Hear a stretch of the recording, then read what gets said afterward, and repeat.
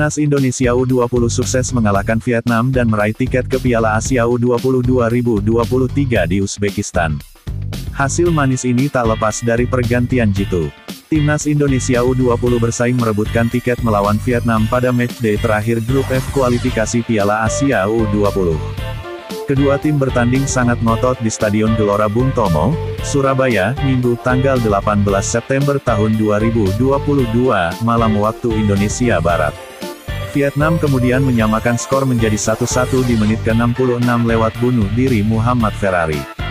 Gol itu membuat Shin Tae-yong melakukan perubahan 3 pemain di menit ke-77 dengan memainkan Alfriyanto Niko Saputro, Rahmat Beri Santoso, dan Rabani Tasnim Sidik.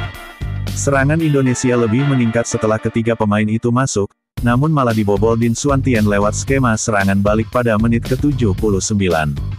Vietnam pun balik memimpin 1-2. Ferrari akhirnya bayar kesalahan dengan menyeimbangkan kedudukan menjadi 2-2 pada menit ke-82. Gol Rabani Tasnim 5 menit sebelum waktu normal habis memastikan Indonesia menang 3-2. Starting awal sangat bekerja keras sampai fisik menurun di babak kedua. Sebagai pelatih saya merasakan itu dan karena itu mengganti 3 pemain, kata Shin Tae-yong. Marcelino sebelum gabung ke timnas belum pulih total karena main terus di liga. Hal itu yang menjadi alasan kenapa cuma main 45 menit saja.